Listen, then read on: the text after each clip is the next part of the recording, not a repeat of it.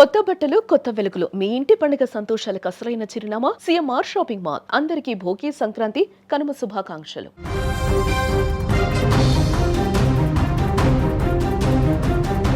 Budvel plastic గోదాంలో భారీ అగ్ని ప్రమాదం చోటు చేసుకుంది. ఆకాశాన్ని కమ్మేశాయి నల్లటి పొగ, దట్టమైన నల్లటి పొగ అని కూడా చెప్పుకోవచ్చు. కిలోమీటర్ మేర చీకటిగా పరిసరాలన్నీ కూడా మారిపోయాయి. ఊపిరాడక జనం తీవ్ర ఇబ్బందులు పడుతూ ఉన్నారు. 5 ఫైర్ ఇంజన్లతో సిబ్బంది పోరాటం చేస్తూ ఉన్నారు. షార్ట్ సర్క్యూట్ కారణమని పోలీసులు ప్రాథమిక అంచనాకు వచ్చినట్టుగా కూడా తెలుస్తూ ఉంది. భారీగా మంటలు ఎగసి పడుతున్నట్లుగా కూడా తెలుస్తోంది. ఈ మంటలతో ఆస్తి నష్టం కూడా సంభవించింది. గోదాం అనుమతులపై అధికారులు ముమ్మర విచారణ అయితే చేస్తున్నట్లుగా సమాచారం అయితే అందుతోంది. రంగారెడ్డి జిల్లా రాజేంద్రనగర్ పరిధిలోని బుద్వెల్లో తీవ్ర కలకలం రేగింది. ఇక్కడ ఒక ప్లాస్టిక్ రీసైక్లింగ్ గోదాంలో ఒక్కసారిగా భారీ అగ్ని ప్రమాదం సంభవించింది. గోదాంలో టన్నుల కొద్ది ప్లాస్టిక్ వ్యర్థాలు, పాత సామగ్రి నిల్వ ఉండడంతో నిప్పురవ్వ తగలగానే మంటలు ఉగ్రరూపం దాల్చాయని చెప్పుకోవచ్చు.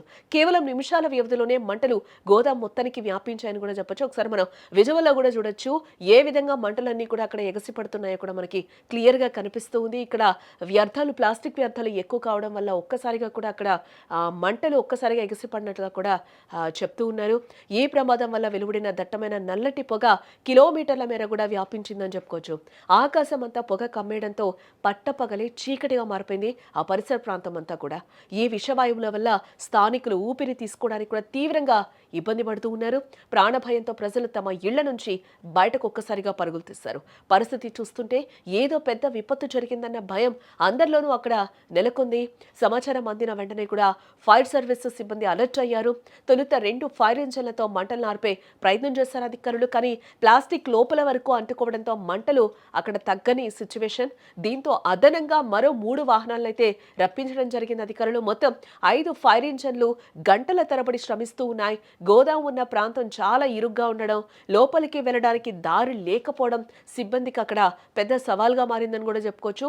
ఈ ప్రమాదానికి ప్రాథమికంగా షార్ట్ సర్క్యూటే కారణమని కూడా పోలీసులు ప్రాథమికంగా అంచనా వేస్తూ ఉన్నారు. అయితే అసలు కారణాలు దర్యాప్తులో తేలాల్సిందని కూడా చెప్పుకోవచ్చు. అటు మరోవైపు ఈ గోదాంకు కనీస సేఫ్టీ రూల్స్ ఉన్నాయా, అసలు అనుమతి తీసుకునే నడుపుతూ ఉన్నారా అనే కోణంలో కూడా అధికారులు ఇప్పుడు ప్రస్తుతం ఆరాధిస్తూ ఉన్నారు.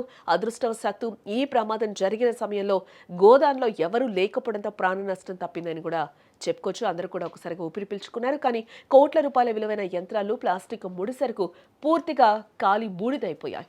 పోలీసుల కేసు నమోదు చేసి ఎంక్వైరీ చేస్తూ ఉన్నారు.